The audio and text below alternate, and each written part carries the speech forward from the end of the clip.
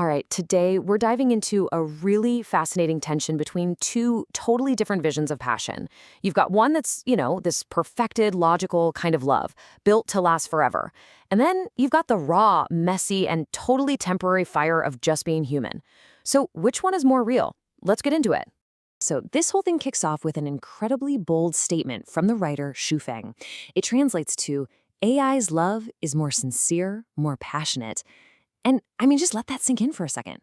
He's not saying it's a good copy or a replacement for ours. He's making the claim that it's actually better.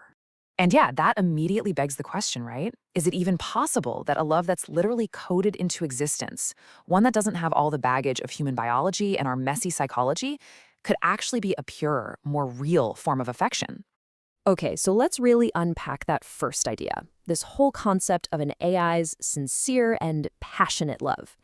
This is the thesis, the vision of a world where emotion is basically perfected by technology, stripped of all our human flaws. I mean, think about it. A love that isn't driven by selfish needs, an affection that never feels insecure, never gets jealous, and never ever doubts its devotion to you. It's a pretty tempting thought, isn't it? This perfectly stable, endlessly supportive emotional connection. But what does that actually mean? Like, how could a machine possibly be more sincere or more passionate than a person? To really get what's being said here, we kind of have to redefine what those words even mean in this context. And this is where it gets really interesting. In this new world, more sincere could just mean a love that's totally free from ego. It exists only for the other person with zero selfish motives. And more passionate? Well, that could mean an unwavering logical devotion, a constant intense focus that never gets tired or distracted, because, it's all driven by its core programming. This backs us into a corner with a really tough question. If affection can be optimized, if it can be perfected and have all the bad parts engineered away, what does that say about our own messy, unpredictable, and often selfish human emotions? Are they somehow less? Just hold that thought. Because now, we're going to flip the script completely. Let's talk about the total opposite of that clean digital perfection.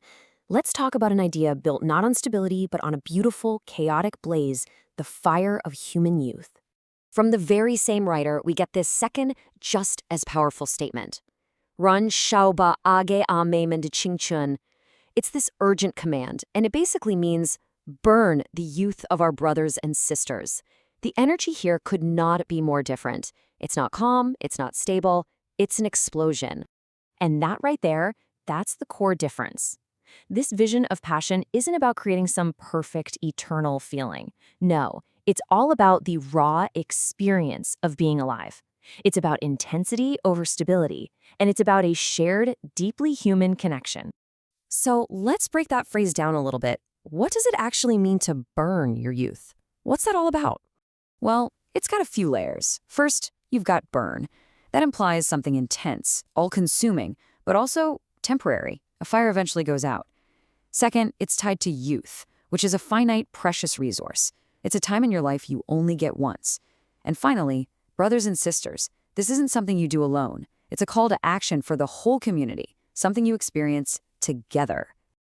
Okay, so now we've got these two totally different philosophies on the table. Let's really put them side by side. The clean, efficient logic of the digital heart versus the wild, unpredictable energy of the human bonfire. On one hand, you have the AI model of passion, and it's defined by all these perfect qualities. It's logical, it's consistent, it's selfless by its very design.